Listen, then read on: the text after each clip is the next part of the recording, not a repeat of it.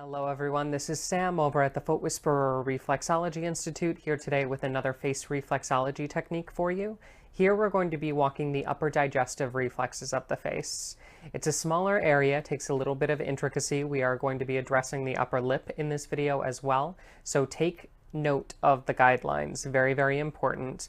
That'll help you understand not only where the reflexes are located, but also the routine as far as how and where to walk. So without further ado, here is a quick drawing before we move to the hands-on technique. Alrighty, everybody, so we are back on the face here with the upper digestive reflexes this time, and we're going to start with our mapping. Just like we did on the previous routines, it's important to know where we're walking at any given time, so let's start with that.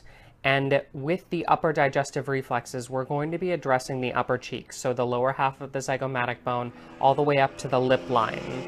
And that is going to be where we're going to apply our walking technique for this video. So those are the only two lines that we really need to define that space. We're going to use a nice swoop on one side and swoop on the other to represent that zygomatic bone, that tip, that edge, which represents the diaphragm guideline. And then we are going to take the lip line and we are going to naturally curve it all the way to the other guideline.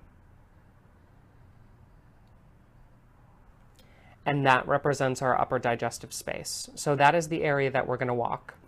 From a guideline perspective, the guidelines go all the way across, but I really want you to stop the technique before vertical zone 5, before you hit that masseter muscle, because we're going to walk that separately at the end of the routine.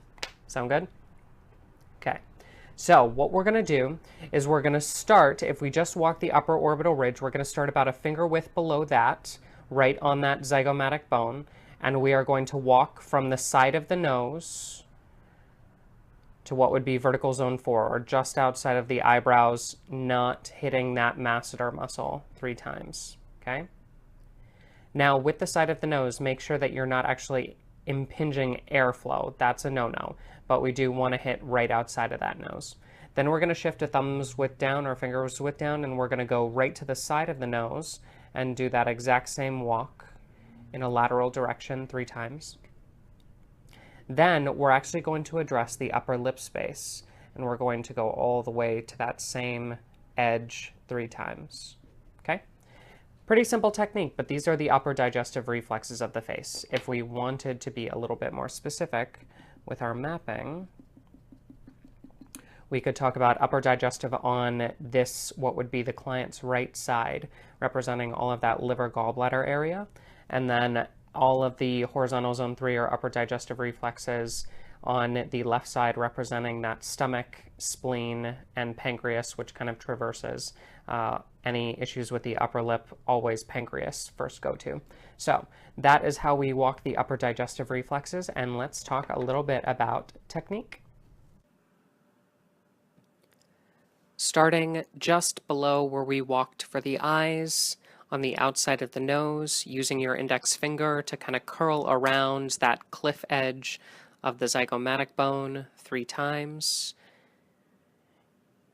Again, palpation, don't pass that masseter and don't impinge that nostril of the nose. We want to be nice to our clients and work within the tissues of the face.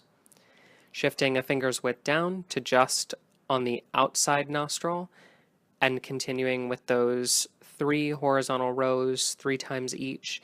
We are just over the edge of that zygomatic bone, starting to get into the dental tissue, so no excess pressure here.